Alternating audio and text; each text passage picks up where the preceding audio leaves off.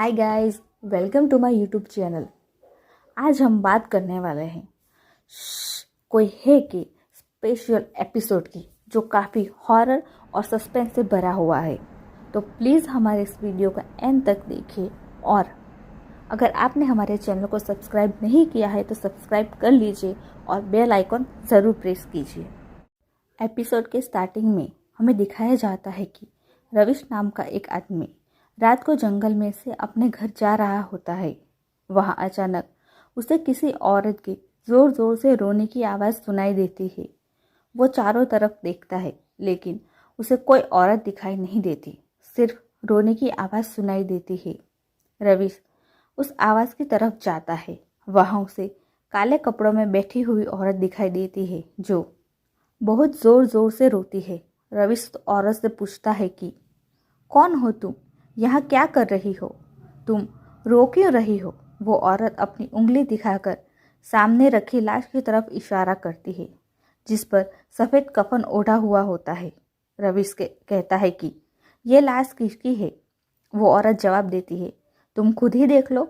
रविश डर डर कर लाश पर से कफन उठाता है तो वो देख कर शॉक हो जाता है क्योंकि वो लाश किसी और की नहीं बल्कि उसी की होती है। वो डर के मारे इधर उधर भागने लगता है लेकिन वो औरत जो असल में एक आत्मा होती है वो उसे पकड़ लेती है और एक धारदार कुल्हाड़ी से उसका गला काट लेती है। दूसरे सीन में हम एसीपी विक्रांत और आदिति को देखते हैं जो शहर से आए हुए होते हैं। आदिति विक्रांत से कहती है कि रविश की मौत किसी धारदार हथियार से हुई है और ऐसी मौत इस गांव में बहुत सारी हुई है लेकिन कोई लिंक नहीं मिल रहा। तुम्हें क्या लगता है। विक्रांत जवाब देता है, जो भी लगेगा वो इन्वेस्टिगेशन के बाद ही लगेगा। पहले हम उस जगह पर पहुंचते हैं जहां रविश का खून हुआ होता है। उस जगह पर दोनों पहुंचते हैं।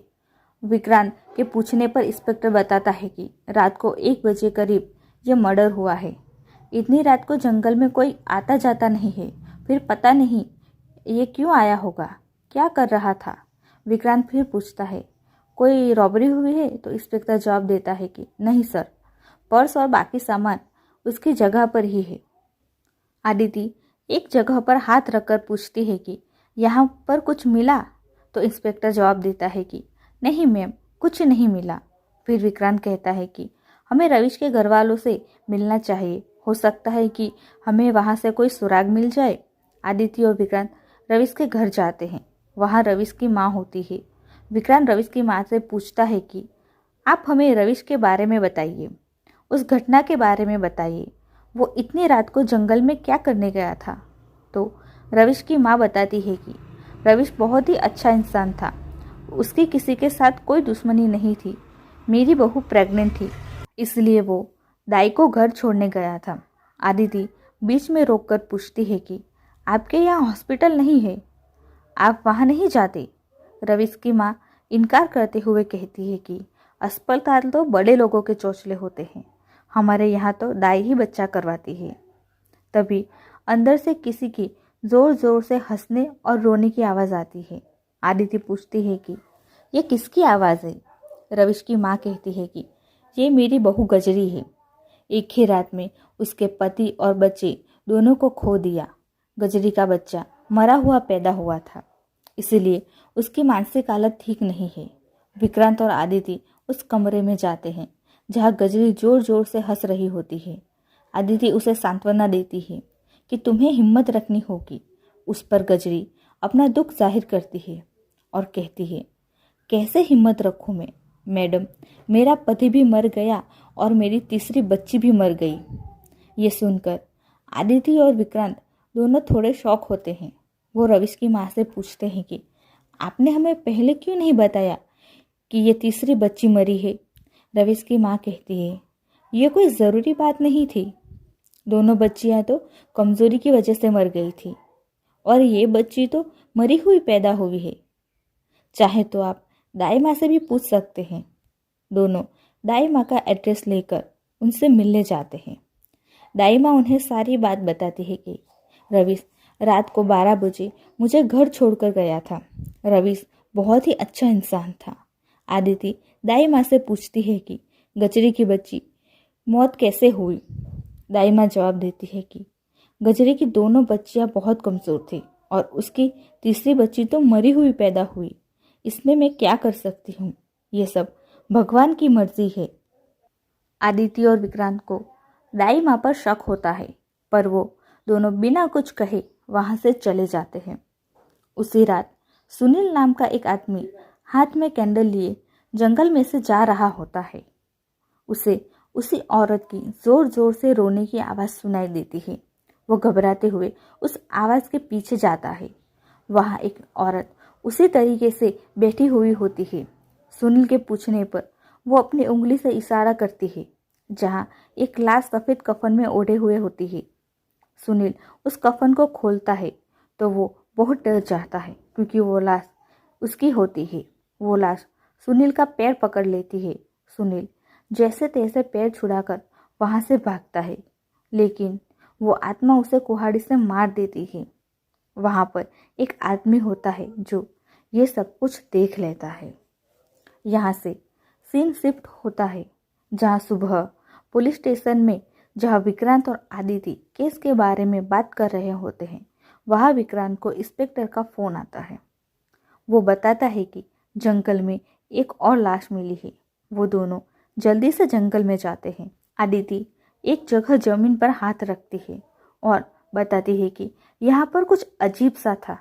इंस्पेक्टर विक्रांत को सुनील की बहन से मिलवाता है, जो उन्हें बताती है कि ये मेरा भाई सुनील है, जो पास ही के गांव में रहता है और मुझसे मिलने के लिए आ रहा था। रात को जब देर रात तक वो घर नहीं आया तो मैं उन्हें ढूंढने के लिए यहाँ चली आई और देखा तो यहाँ उसकी लाश पड़ी हुई है। ये कहकर वो रोने लगती है। विक्रांत कहता है कि सुरेश की फैमिली में और कौन कौन है? इंस्पेक्टर जवाब देता है कि उसकी फैमिली में उसकी वाइफ है। उसे हमने इन्फॉर्म किया था पर वो आई नहीं। कितनी अजीब बात है ना दोस्तों, पति की मौत पर पत्नी नहीं आई। कुछ तो मिस्ट्री है। खैर, हवलदार उस आदमी को लेकर आता है जिसने रात को सब कुछ देखा था। वो सब कुछ बताता है कि एक काली साड़ी वाली औरत को उसने यहाँ पर देखा, जिसके पाँव में बड़े बड़े कड़े पहन रखे थे। विक्रांत इंस्पेक्टर से कहता है कि इसका स्टेटमेंट रिकॉर्ड कर लो, शायद हमें कोई मदद मिल जाए। खैर, सीन यहाँ से कट होकर आगे शिफ्ट होता है जहाँ पुलिस स्टेशन में विक्रांत सबसे कहता है कि एक के बाद एक इस जंगल में कत्ल हो रहे हैं। उस आदमी ने बताया कि जंगल में एक काले कपड़े वाली औरत को देखा गया और उसकी रोने की आवाज़ सुनी गई। क्या आप लोग किसी ऐसी औरत को जानते हैं? इंस्पेक्टर कहता है कि काले कपड़े वाली ऐसी बहुत सारी औरतें इस गांव के बाहर रहती हैं जो मैयत में रोने का काम करती है, जिसे रुआसिया कहते हैं। आदिति हवलदार के साथ गांव के बाहर उन औरतों से मिलने जाती है। वहाँ सारी औरतों ने काले रंग के कपड़े पहने हुए होते हैं। आदिति औरतों से बात करने की कोशिश करती है, लेकिन कोई उसके साथ बात करने को तैयार नहीं होता। आदिति थोड़ा आगे जाती है तो एक घर के बाहर पारो नाम की एक 17-18 साल की बच्ची चूल्हे पर खाना पका रही होती है। आदिति उसके पास जाकर पूछती है कि क्या तुमने किसी काले कपड़े वाली औरत को रात को जंगल की तरफ जाते हुए देखा है? लेकिन पारो कोई जवाब नहीं देती। घर के अंदर से पारो की माँ आती है, जिसका नाम लता होता है, और वो कहती है, आपको जो पूछना है आप मुझसे पूछिए, मैं यहाँ की रुआसा हूँ। आदिति फिर से वही सवाल पूछती है, जिस पर लता कहती है, मेरी परमिशन के बिना रात को कोई भी यहाँ से बाहर नहीं जा सकता। आपको कोई गलतफहमी हुई है? जिस पर आदिति दोबारा कहती है कि हमें ये सब कुछ गवाह ने बताया है। लता जोर जोर से हंसने लगती है और वो बोलती है, ऐसे काले कपड़े तो बाजार में बहुत मिल जाते हैं। लोग हमें मैयत में रोने के लिए बुलाते हैं, उनकी मौत का कारण बनने के लिए नहीं। आदिति लता से बहुत सारे सवाल पूछती है, लेकिन लता सवाल का उल्टा जवाब देती है। नीचे बैठी पारो ये सब सुन रही होती है। फिर आदिति वहाँ से चली जाती है। दूसरी तरफ विक्रांत सुनील की पत्नी से केस के सिलसिले में पूछताछ करने के लिए जाता है। वो पूछता है कि तुम अपने पति की बॉडी को लेने क्यों नहीं आई? क्या तुम्हें अपने पति की मौत का जरा भी दुख नहीं? सुनील की पत्नी हंसते हुए कहती है, हैवान की मौत का क्या दुख? विक्रांत उससे आश्चर्य से कहता है कि तुम अपने पति को हैवान क्यों कह रही हो?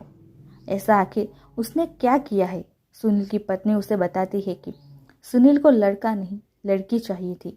मुझे बेटी हुई, वो उसे पसंद नहीं आया। एक दिन मैं घर से बाहर किसी काम के लिए गई थी। आकर देखा तो मेरी बेटी मरी हुई थी। सुनील वहीं बैठा हुआ था। उसने मेरी बेटी को मार दिया। विक्रांत उससे पूछता है कि तुमने पुलिस में कंप्लेंट क्यों नहीं की? तो सुनील की पत्नी कहती है कि हमारे कौन सुनता है, वो लोग तो कहते हैं कि तुम्हारे घर का मामला है, तुम सुलझाओ। फिर कुछ बातचीत करने के बाद विक्रांत वहाँ से चला जाता है। रास्ते में उसे आदिति का फ़ोन आता है। विक्रांत उसे बताता है कि हमें इस केस की एक कॉमन लिंक मिल चुकी है। सुनील ने अपने ही हाथों से अपनी बेटी को मारा था। फिर आदिति कहती है कि मैं भी बस्ती में गई थी, वहाँ लता नाम की औरत से मैं मिली। वो मुझसे बहुत कुछ छुपा रही थी। तुम यहाँ आ जाओ, हम दोनों पुराने केस में से कुछ ढूंढते हैं। विक्रांत कहता है ठीक है।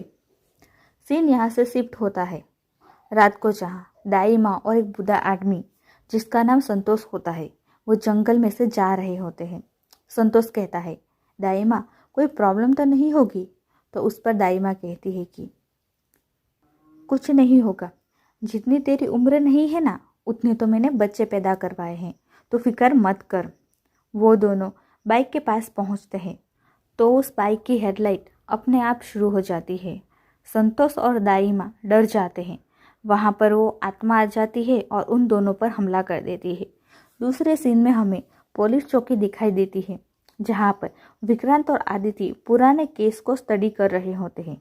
विक्रांत को एक केस मिलता है जिसके बारे में वो आदित्य को बताता है कि आज से कुछ साल पहले रूपा नाम की औरत ने यहाँ से जागीरदार को मार दिया था। पुलिस उसे कोर्ट ले जा रही थी, तब यहाँ के लोगों ने रूपा को मार डाला था, उसकी बॉडी को काट दिया था। आदिति पूछती है कि उस बॉडी को किसने पहचाना? तो विक्रांत उसे वो फाइल दिखाता है जिसमें लता की फ़ोटो होती है। आदिति समझ जाती है कि लता का इन सब से कोई ना कोई कनेक्शन है।